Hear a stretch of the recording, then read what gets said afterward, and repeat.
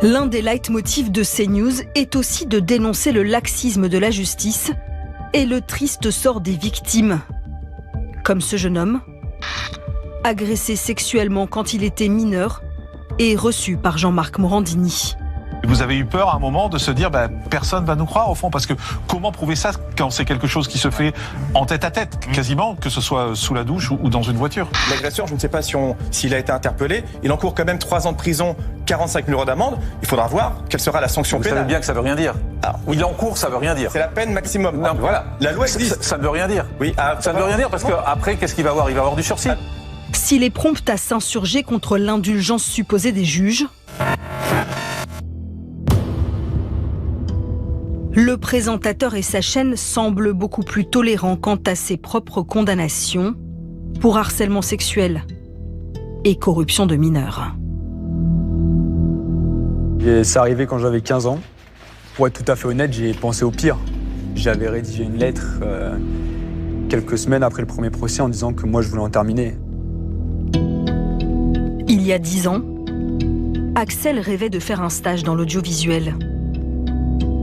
Fan de Jean-Marc Morandini, il le contacte sur les réseaux sociaux.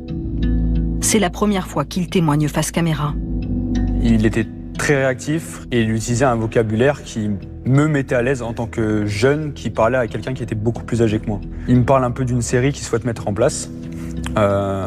Si j'ai l'habitude de la nudité, si ça me dérange, comment je me douche, tout ça, tous ces sujets un peu hyper intimes pour quelqu'un de 15 ans. Et à un moment, il me demande, comme un défi pour lui, de lui envoyer une photo de moi nu. L'adolescent tente d'y échapper. En fait, je suis mineur, donc je veux pas de problème. Oui, en même temps, il y a rien de grave. Tu t'amuses comme tu veux, lol.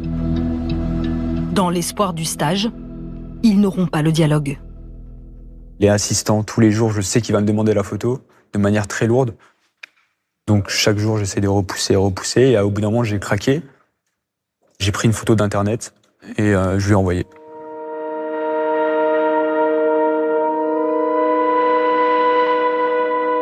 Ce jour-là, Axel et un autre plaignant découvrent la décision de la cour d'appel. 2 ans de prison avec sursis, inscription au fichier des auteurs d'infractions sexuelles, une peine aggravée. Les avocats de Jean-Marc Morandini ont saisi la Cour de cassation. En attendant, il reste à l'antenne de CNews. Ses patrons disent présomption d'innocence. Présomption d'innocence, mais par contre, il a ruiné l'adolescence de certaines personnes.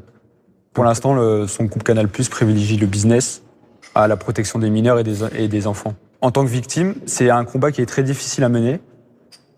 Et comment voulez-vous que d'autres victimes aillent porter plainte quand on se dit « Ah mais quoi que je fasse, ça va rien changer ».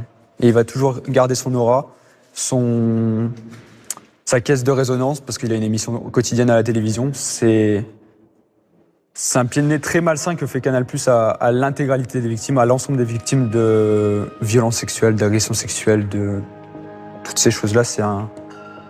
C'est une image catastrophique qui renvoie.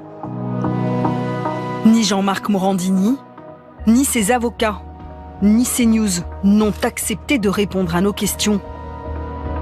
Les médias du groupe Bolloré continuent d'avancer, déterminés à bousculer les codes.